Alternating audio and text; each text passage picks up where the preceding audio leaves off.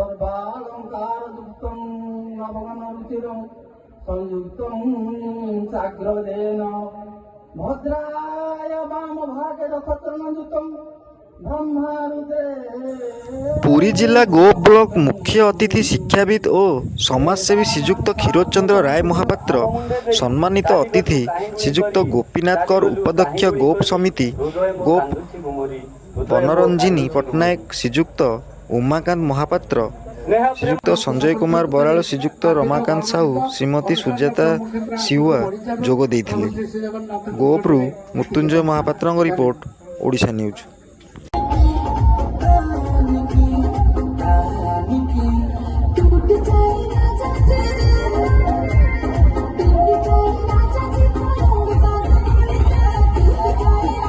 क्षीरोद्राय महापात्र महोदय, समस्त सम्मानित अतिथिवृंद, समस्त सज्जन मंडली, मीडियार बंधु माने, ए अंचल अधिवासी वृंद, गोप लोक उत्सव एक अनन्य परंपरा आमको उत्साहित करंतु। मो अधिका समय नौनी एतिके मोर बाणी की विराम दउची। जय जगन्नाथ।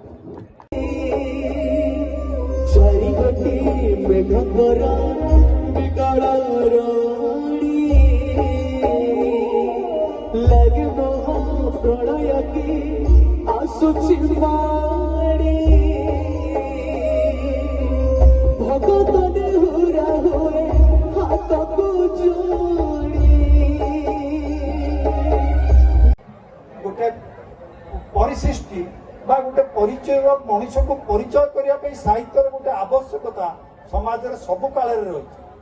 साहित्य केवल साहित्यिक। नमस्कार, मु उमाकांत महापात्र पुरी आसी दीर्घ 45 वर्ष अधिका समय धरी मोर गोटे त्रैमासिक साहित्य पत्रिका पुरी प्रकाशित हो आसी श्रीपर्णा को लेकर आम गोटे प्रकाशन 500 रु अधिका बही भी छापी सारे।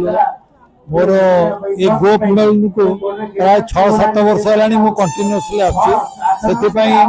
सबुठ प्रथम धन्यवाद देवी ये कार्यकर्ता ये कर्मकर्ता मान को जो माने कि मत से आग्रह सहित प्रति वर्ष ये डाकुंट एवं सम्मानित कर चिर कृतज्ञ ये अनुष्ठान पाखरे सत्यप्रिय नायक जे नहांती आज आम सांगे मोर अति भल संपर्क अति निगुड़ माने जो बंधुता सी मोटू वयस्क बहुत वयस्क प्रणम्य किंतु सी मो सहित बहुत आवेगिक संपर्क रही।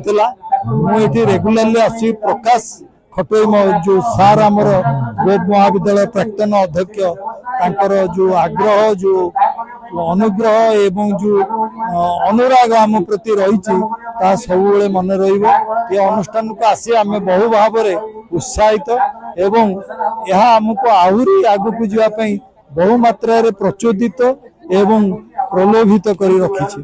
आगामी दिन में लोकचारा भाईचारा जो अनुष्ठान चली गोप मेलन ये लोकोत्सव आहरी उज्जीवित हो आहरी बहु मात्रा बहु गुण परिवृद्धि परिपुष्ट हो एति आशा और काम।